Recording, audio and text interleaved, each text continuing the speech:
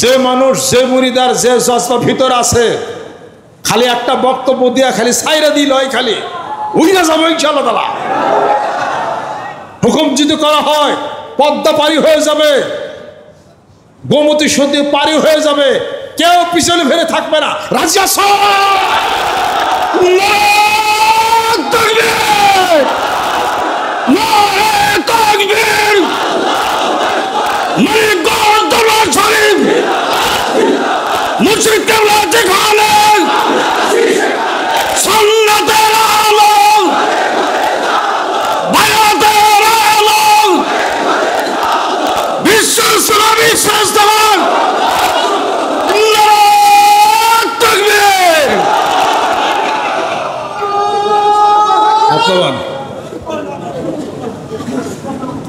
আপনারা বিশ্বাস করবেন সকলে, আমি বিশ্বাস করি, একটা মরিদ যদি, একটা জেলায় একজন মরিদ যদি কাজ করেন, পুরা জেলা আগুন ধরে যাবে ইনশাআল্লাহ।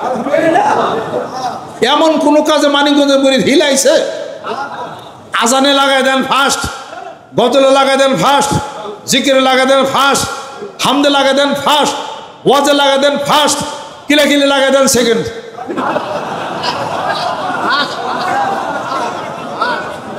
কিলাকিলির অভ্যাস নাই, আমরা ফেল।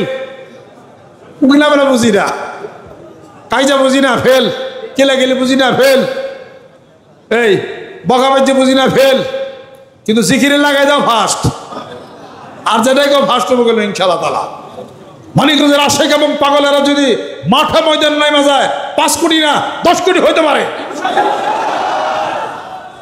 এবার দৃঢ় প্রত্যয় নিয়ে বাড়িতে ফিরে যেতে হবে। একজন মুরিদ কমপক্ষে 100 মানুষকে দাওয়াত দিয়া আগামী বিশ্বস্ত মানতে হবে এবং মাঠে জমা দিতে হবে। রাজি আছেন? এই স্পিড দিয়া দেওয়ার পরও স্পিড নিভে যায়, কারণ একটা, জেকের কম। এই স্পিড থাকবে না জেকের যদি কমে যায়। এই স্পিড নিয়ে বাড়িতে চলে যেতে হবে, জিকির 2 বেলা ঠিক রাখতে হবে। দুনিয়ার সমস্ত কাজের পিছনে 2 বেলা জিকির, এটা বাদ দেওয়া যাবে না। হাত ওঠান, আল্লাহু আকবার। হাত নামান। প্রত্যেকটা মরি, প্রত্যেকটা জেলা মনে রাখতে হবে। আমি আমার পীরের শাইখের একটা কথা শিখাচ্ছি, বি সিরিয়াস। যেরকম বি সিরিয়াস, তার মানে সিরিয়াস হয়ে যাও। সিরিয়াস হয়ে গেছি। একমাত্র বাড়ির বাইরে যদি ঠাটা ঠুটা পড়ে, তাহলে সাবধানে থাকেন। ঝড় বৃষ্টিতে যদি ফিরে বেড়াতে না পারে ইনশাআল্লাহ, ওই ঠাটাও কোনো কাম না। ঠাটা পরে আল্লাহর মানুষ মরে নি, যে আল্লাহর কাজে বাইরে এসে ওকে ঠাটা পরে মরে নি। আল্লাহ তার হেফাজত করেন। অতএব আল্লাহ পাক আমাদেরকে হেফাজত করবেন। সিরিয়াস হয়ে যান ওই জেলার জন্যে, পাগল হয়ে যান, ডেভোটেড হয়ে যান। গল্প যা করছেন, সময় নষ্ট করছেন, আর সময় নষ্ট না। 10 বছর একটা টার্গেটটা মাঠে নামতে হবে। 10 বছরের মধ্যে বাংলার প্রেক্ষাপট ঘুরাই দিতে হবে, এবং আমরা দেখা দেবো ইনশাআল্লাহ তাআলা শান্তি প্রতিষ্ঠার লক্ষ্যে মানিকগঞ্জ দরবার শরীফের যে প্রচন্ড গতি, এই গতির ধারাটা কি পরিমাণ। অতএব আপনাদের কোনো ভয় নাই। আমাকে নিয়ে লড়ার মতো সামনে অস্ত্র আপনাদের আছে আলহামদুলিল্লাহ। এ দরবার খেলাফত প্রাপ্ত অস্ত্র পাইছেন একটা। আমি শিক্ষার দিকে যা করছি নকল করি না। অস্ত্র পাইছেন আরেকটা। দাখিল আলেম ফাজেল কামের টাইলে পিএইচডি পর্যন্ত গেছি, কোনো 2 নম্বরই করি নাই। অস্ত্র পাইছেন আরেকটা। আপনাদের কিনা কোনো ব্যবসা বাজার নামি নাই। অস্ত্র পাইছেন আরেকটা। কোনো রাজনীতির মঞ্চের মধ্যে মারামারি কাটাকাটি করি নাই। অস্ত্র আরেকটা পাইছেন। মানবতার কথা বলে একটা অস্ত্র পাইছেন। অস্ত্র তো মেলাডি আছে আমাকে লড়ার মতো, আমারে সামনে নিয়ে লড়ার মতো বহু অস্ত্র আপনাদের আছে, কোনো চিন্তা নাই। লাগাই দেন শুধু কেউ সাথে দিই, কোনো জায়গায় আমি আইরা আইনি কি।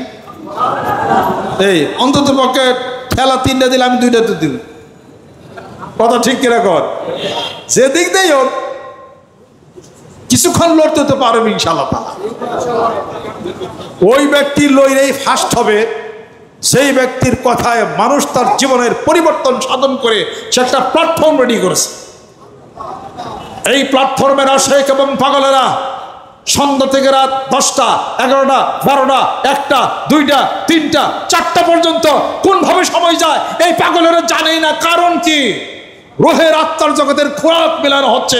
যেরকম সুবহানাল্লাহ। কেউ ক্ষুধার কথা মনে নাই, কেউ স্থান যাবে সে কথা মনে নাই, এক নাগারে চলছে। যেরকম সুবহানাল্লাহ। এই মানুষগুলি যদি মাঠে নাইমা যায়, তার বাংলার প্রেক্ষাপট, বাংলার আকাশ বাতাস সব পরিবর্তন হয়ে যাবে, শান্তির ধারা প্রবাহিত হয়ে যাবে।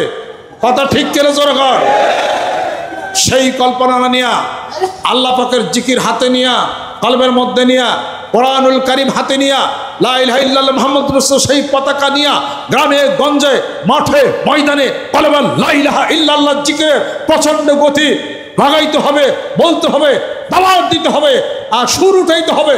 আল্লাহ আল্লাহ আল্লাহ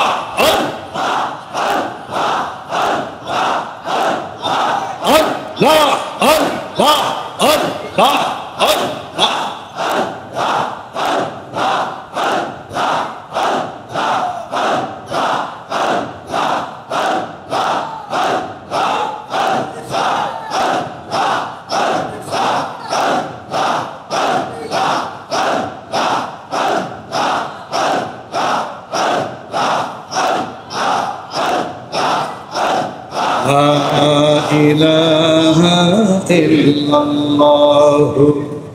মুহাম্মাদুর রাসূলুল্লাহ সাল্লাল্লাহু আলাইহি সাল্লাম।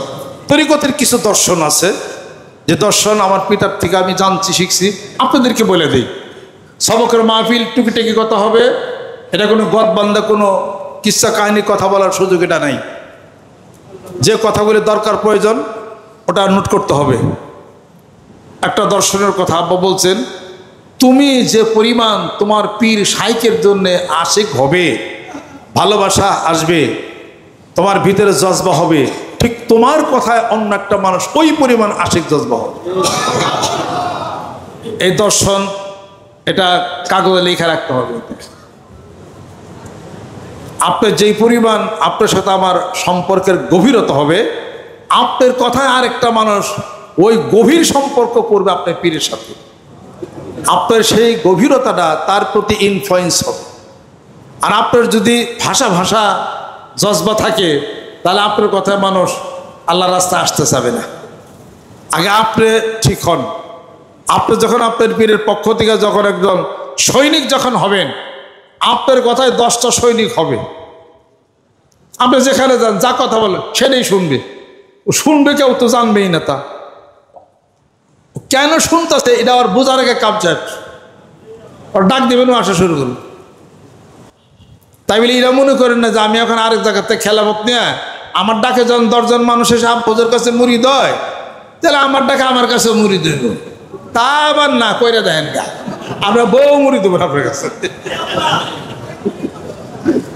আমাদের মধ্যে আব্বার বায়াত মুড়ি ছিল, সেই লোক আসছে আমার কাছে খেলাফত, লোক পাঠাই দিছে, প্রস্তাব দিছে, আরে খেলাফত দিবেন লিগে। কারণ কি? আমি তখন কেউ খেলাফত দেব না। তখন সে ব্যাখ্যা করছে যে মরহুম আব্বা হুজুর থাকাকালীন 10 জন 20 জন 30 জন লোক আমি নিয়ে গেছি, আমার কথা বহু মানুষ বায়াত মুরিদ হয়েছে।